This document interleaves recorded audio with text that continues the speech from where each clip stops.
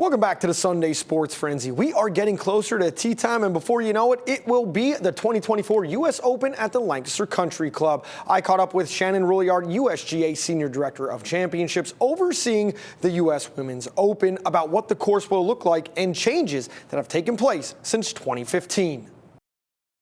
About a dozen bunkers have been added. A number of other bunkers have been reoriented. They've done a bunch of tee work and combining tees. And just making some better flow from hole to hole. In addition, they've added a bunch of native areas. They had native areas in 2015, but additional native areas have been added. And there's been a bunch of tree removal, really opening up the vistas across a bunch of holes and really helping the agronomics and the turf health out here. Removing the trees kind of makes the course a little bit easier, but you also mentioned the bunkers and the native areas.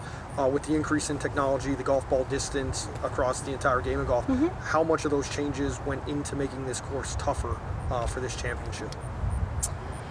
Well, I think whenever you add, bunkers in strategic areas, it's going to logically make a golf course a little bit tougher. But we are, almost a decade removed from the last time the Women's Open was here, and we really have started fresh in taking a hard look at how this golf course is going to play, the presentation, the yardages that we're going to play. And while there's a number of yardages that will be similar to what we played in 2015, overall you're going to see a longer golf course come next June.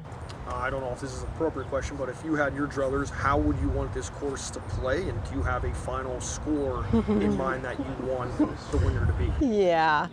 We really put a setup together and a presentation together, each hole by hole, and we add that up to what ends up being the yardage. It's really important for us. It's in our USGA DNA to try to marry the architecture, this classic William Flynn architecture, with the talent and skill level of these elite female players.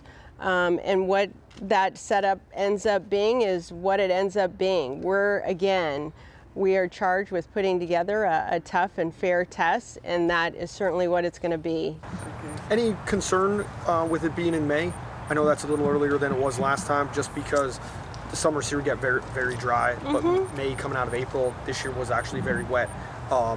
Any concerns with that it might be a little too soft, or anything that goes into that preparation? Yeah, it's really going to depend on what sort of winter we have. With the championship back in the late May, early June time frame, Josh Saunders and Matt Wolf and the entire agronomy team have their eye focused in on preparing to put this course to bed for the winter. So they are putting additional applications in different areas and really preparing the golf course to for the winter and in preparation for spring, so that we are in the best place possible agronomically heading into a late May championship.